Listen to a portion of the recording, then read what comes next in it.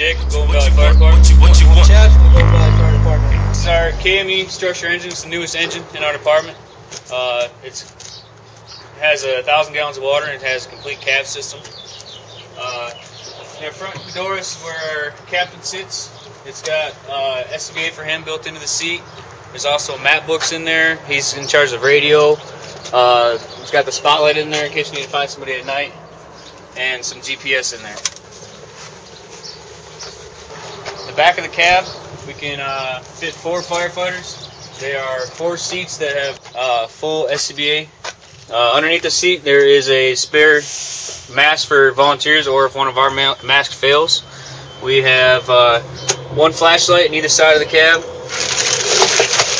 Underneath the cab, we have a pack of road flares, we have road vest, and caution fire line tape. Up top, every seat has working headsets so we can communicate inside the cab.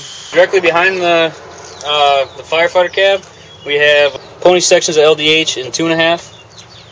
And up top is your engineer panel. All of our cabinets, we try to be uniformed per truck. As you've seen in the last videos, the med compartment is always on this side, the captain's side, first compartment. What we got here is pretty much the same thing on every one of the trucks. We got our little monitor section. We can do blood pressures. We got defibrillators. We got our airway bag with our O2. We got a C-spine bag for motor vehicle accidents as well victims. And then we got our IV bag. We got our drug box. We got a drug box in every single one of our trucks. We got our intubation kit. We got some sharp shuttles. We got some masks for any type of airborne pathogens that may be in our way. We got a suction unit. We also got some cardboard splints and all that stuff. It's a structure engine, but we still do carry med supplies. We carry 5 spare air bottles for our air packs. Okay, they're running at 4,500 psi. It's a lot greater than the last packs that we had. They're pretty nice bottles, pretty nice packs. We carry 5. We got 2 on each side in these compartments, and we got 1 on another compartment over there. The center compartment, it's our hand tools compartment. If you notice, we got our shovel, we got our sledgehammer, we got some bolt cutters, break in any gates or whatever we got to get into. We got a mini crash axe, nice little combination tool, pretty much do anything with it. We also have our Halligan Hooligan. This, I believe it'd be a Hooligan, it's a 3-piece. If you notice, we got 2 piercing nozzles. These can actually hook up to the line of hose. If we can't make access into a building, what we could do is we could pierce through a wall, whatever we need to pierce through, we can extinguish it from that. It's got little tips that sprays out the water. Moving on to the next compartment. This is our small engines compartment. Positive ventilation fan set up at the door or a window, pushes the smoke out. Visibility is a lot greater then. Next is our K12. What it is pretty much a multi-purpose saw. We cut through walls, steel doors. We can use it for motor vehicle accidents, for extrication. Check out the blade on that. We also have a chainsaw, great for ventilation. We could use that for cutting down trees. A lot of times we use that for brush purposes.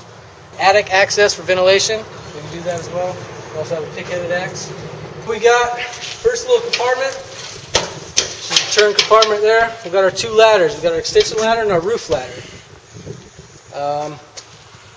Every structure truck's got to have it. We also got 2 pike holes in here. So we also carry a backboard. Moving on, the back compartment here. Carry road cones. If we roll up on any motor vehicle accidents.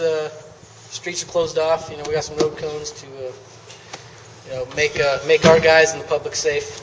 Trying to block off whatever we can. We also have a TIC unit. It's a thermal imager. Okay. And what this does is you can go through a structure. Say we have a structure fire. We put it out pretty much all the way out. But we got to go through and do what is called a mop up. After the fire's out, for the most part, we go through and we do a mop-up. That means we go through the whole entire structure, making sure every part of it is out. This thing's actually pretty useful in that aspect. What it does is the screen comes on, and it's pretty much a video camera. You aim it at certain spots where you may think that there's high temperatures, and what it will do is it'll show a higher reading here over on the right-hand corner. It'll give you a temperature reading. So you go through the structure, it'll sense through walls, whatever may be in your path, and it'll tell you hot spots in the house. Well, with that, we also have this other box. And what's really nice is the IC. This is a wireless unit to this piece here, so the IC can actually see what the firefighter inside the building is looking at. Okay, top of the hose, we've got our LDH 4-inch hose. We got 1,200 feet. That connected to hydrants. We don't have very many hydrants out in this in Golden Valley. We do have some in certain areas, but what we got is what we got to deal with. So, in case we can't find a hydrant, what we do is we have suction hoses. These are 10-foot hard suction hoses. What we do, if we can't find a water source, we have a water tender truck that we'll probably go through some other time. Holds 3,000 gallons. We could drop a dump tank, a portable dump tank. We could hook these up to the pump and actually draft the water from that tank into this engine.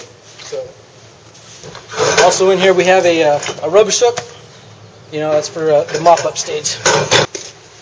Alright, in this back compartment here, this is where we keep our extra hose, in case we need to do extra hose lengths on a hose lay, or in case we have a hose burst, we have extra hose as backup. We have 1-inch wildland hose back there as well, 1 3/4 and 2.5 inch back here. Up here we have a water rescue bag. It's got water rescue rope in it, in case we have quite a few washes out here.